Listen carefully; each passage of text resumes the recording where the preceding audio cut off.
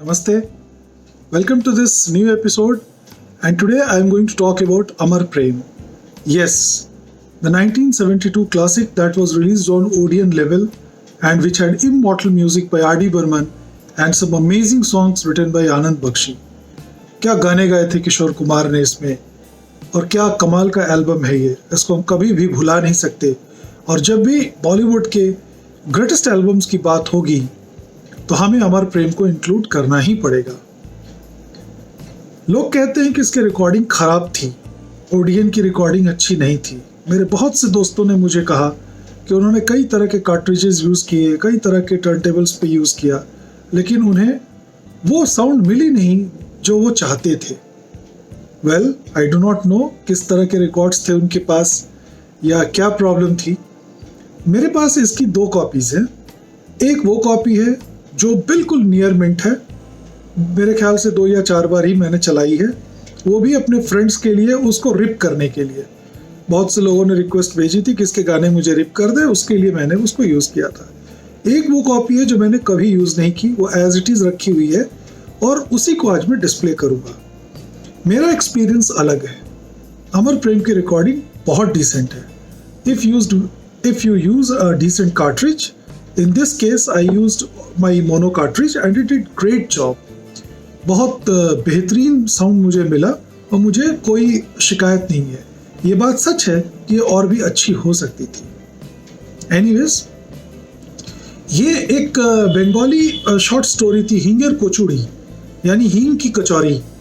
इस पे based movie थी और ये मूवी एक बार बंगाली में 1970 में बन चुकी थी। उसी का ये हिंदी रूपांतरण था 1972 में, जिसे शक्ति सामंता ने बनाया था। बंगाली में जो मूवी बनी थी 1970 में, उसका नाम था निशी पद्मा। 1972 में उसे अमर प्रेम के नाम से शक्ति सामंता ने पेश किया। मूवी बहुत बड़ी हिट थी, लेकिन जब भी अमर प्रेम की हम बात करते हैं केवल और केवल R.D. बर्मन किशोर कुमार की पेयरिंग की। अद्भुत गाने थे इसमें, कमाल के गाने, अनफॉरगेटेबल जिसको कहते हैं। और मेरा ख्याल है कि ये वन ऑफ द मूवीज थी जिसने किशोर और R.D. बर्मन के रिलेशनशिप को और भी ज़्यादा स्ट्रॉन्ग किया, और भी ज़्यादा मजबूती प्रदान की। तो मैं आपको इसका कवर दिखाता हूँ और फिर डिस्कस करते हैं इसके गानों को।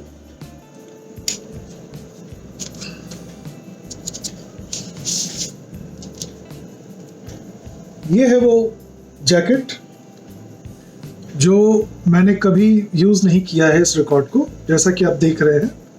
ये बिल्कुल ही मिंट रिकॉर्ड है और इसका ये है रिवर्स साइड। ये देखिए आप, ब्यूटीफुल क्लीन कॉपी, शक्ति फिल्म, शक्ति सामंता।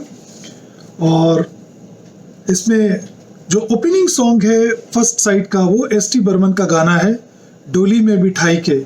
डोली में बिठाई के कहार। बांग्लादेश के फोक पे मेरे ख्याल से ये बेस्ड गाना है और सचिन दा ने अपने ट्रेडमार्क स्टाइल में इसको गाया है। बहुत मज़ा आता है इसको सुनने में, वंडरफुल रेंडिशन। दूसरा जो गाना है वो लता जी का है, बताने की कोई ज़रूरत नहीं इन गानों को, जस्ट हम यूं ही इसको डिस्कस कर लेंगे। रहना बीती जाए शाम न आए, रहना बीती जाए। थर्ड सॉन्ग, ये क्या हुआ, एकदम एग्जैक्ट रीमेक है। की होलो कैनो होलो, ये गाना जो बंगाली का है, ये फिल्म राजकुमारी में किशोर कुमार ने गाया था। ट्यून हिट थी, बस आनंद बख्शी साहब ने उसके ऊपर बोल फिट कर दिए। दूसरी साइड का जो गाना है वो कालजयी गाना है। इसे जब तक ह्यूमन सिविलाइजेशन है और हिंदी गानों को पसंद करने वाले लोग हैं, ये गाना अमर रहेगा। चिंगारी कोई भड़के तो सावन उसे बुझाए, सावन जो अगन लगाए उसे कौन बुझाए। What a brilliant song it is. दूसरा गाना लता मंगेशकर जी का है, बड़ा नटखट है ये कृष्ण कन्हैया। भजन टाइप का गाना आप इसको कह सकते हैं, जो भगवान कृष्ण की बचपन की लीलाओं पे आधारित है।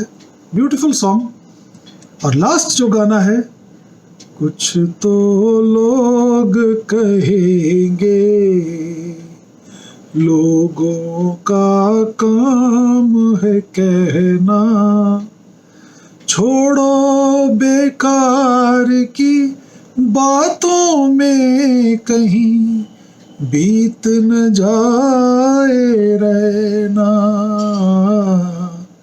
कुछ तो लोग कहेंगे।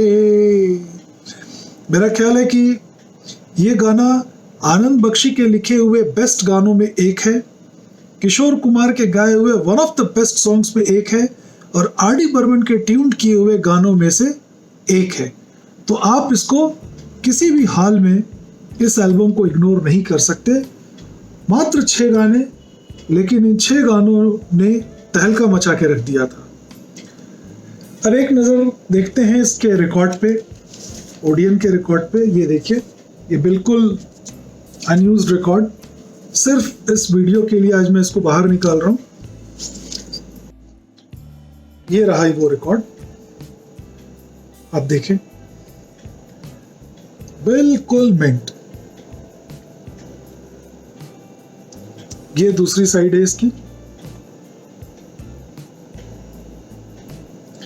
नंबर है MOCE 4114 और ये रिलीज हो गया था रिकॉर्ड 1971 में। हालांकि मूवी जो प्रचलन था कि पहले सॉन्ग्स आते हैं फिर मूवी रिलीज होती है, तो सॉन्ग्स एक तरह का मार्केटिंग का काम करते हैं। लोगों को पहले से पता होता है कि ये गाना आने वाला है और गानों की वजह से एक दिलचस्पी हो जाती है उस मूवी के लिए। तो मूवी 1972 में रिलीज हुई थी और रिकॉर्ड 1971 में आ गया था। मैट्रिक्स नंबर है 2XJW 4537 और 4538। एक बार जरा मैं इसको रख लूं। हाँ जी, तो मैं यही सोचता हूं कि आखिर कोई म्यूजिक डायरेक्टर ग्रेट क्यों कहलाता है या कोई टीम परफेक्ट क्यों कहलाती है। बॉलीवुड में जनरली 2 तरीके से गाने बनते रहे। पहला जो तरीका था वो था कि पहले धुनें बना दी जाती थी और एक तरह का ट्यून बैंक जिसको कहते हैं वो म्यूजिक डायरेक्टर्स मेंटेन करते थे। इस विधि में सबसे आगे थे शंकर जयकिशन। उनको अपनी ट्यून्स पे बहुत भरोसा था। वो अपनी ट्यून्स बनाते थे, एक मीटर सेट करते थे और लिरिसिस्ट को कहते थे कि आप इस मीटर पे गाने लिखें। उनकी इस तरह की अरेंजमेंट में शैलेंद्र और हसरत, ये 2 लोग पक्के फिट बैठते थे, इसीलिए उनकी ट्यूनिंग उनसे मिलती थी और 90% काम दोनों ने एक दूसरे के साथ ही किया। शैलेंद्र और हसरत जयपुरी माहिर थे ट्यून्स पे गाने लिखने के लिए। तो मेरा ख्याल है कि अगर आपने ट्यून सेट कर दिया तो आपने अपना काम कर दिया।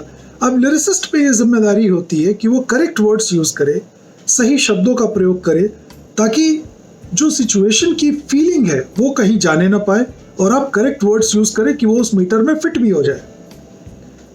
सपना कहना है, ख्वाब कहना है, तसव्वुर कहना है, क्या कहना है, क्या चीज़, कौन सा वो वर्ड होगा जो उस मीटर में फिट होगा, वो आपको देखना है।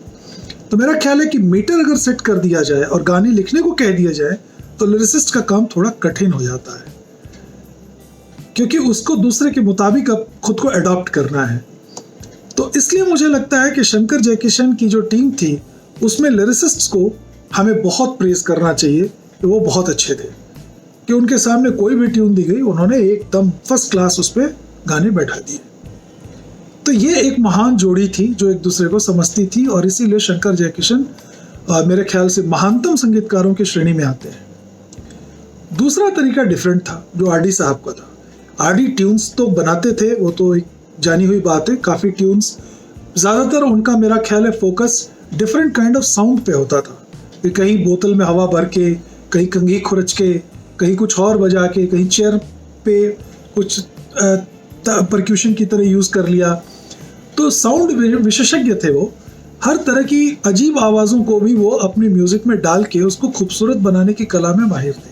पहली उनकी आर्टिस्ट्री इसमें मैं मानता हूँ।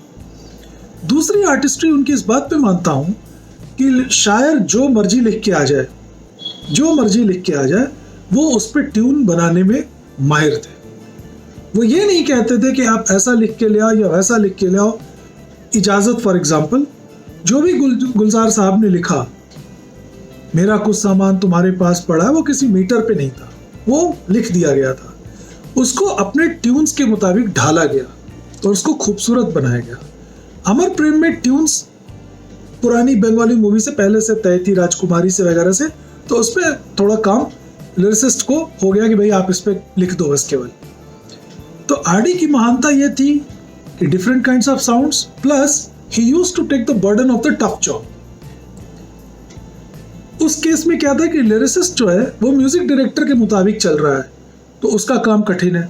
यहाँ क्या है कि म्यूजिक डायरेक्टर लिरिसिस्ट के मुताबिक ट्यून बना रहा है, तो जो टफ जॉब था वो आरडी अपने कंधों पे ले लेते थे कि आपको बिल्कुल आर्टिस्टिक फ्रीडम है, आप जो आपको ठीक लगे, अच्छा लगे, आप लिख के ले आए, और ये मेरा काम है कि मैं उसको कैसे उसमें धुन डाल के म्यूजिक का एक्सपेरिमेंट करके उसको खूबसूरत बनाता हूँ। That is why RD is great, that is why RD was great, is great, and I think he shall remain great for a very very long time to come. तो अमर प्रेम एक एग्जाम्पल है जहाँ पे कि मोस्ट ऑफ द सॉन्ग्स जो थे, जैसे ये क्या हुआ या कुछ तो लोग कहेंगे, मेरा ख्याल है कि इनकी धुनें पहले से रेडी थी, लेकिन बाकी का जो कुछ भी था वो आरडी ने खुद क्रिएट किया था। तो ये बात थी आज अमर प्रेम की। मुझे लगा कि मुझे ये बात आपसे शेयर करनी चाहिए। बहुत सालों से सोचते सोचते मैं इस निष्कर्ष पे पहुंचा हूँ। मैं गलत भी हो सकता हूँ, पर ये मेरा अपना ख्याल है। अगर आपको इसमें कुछ ऐड करना हो या कोई कमेंट करना हो तो ज़रूर करिएगा। It will be great to discuss about music, tunes, lyrics, delivery, music systems and all that. तो अगले एपिसोड में मैं फिर मिलूंगा। मेरे चैनल को सब्सक्राइब करें, उसका बेल आइकन प्रेस करें ताकि आप कोई नोटिफिकेशन मिस ना करें। And will keep talking about many great soundtracks to come. Have a good time, enjoy yourself, and namaste.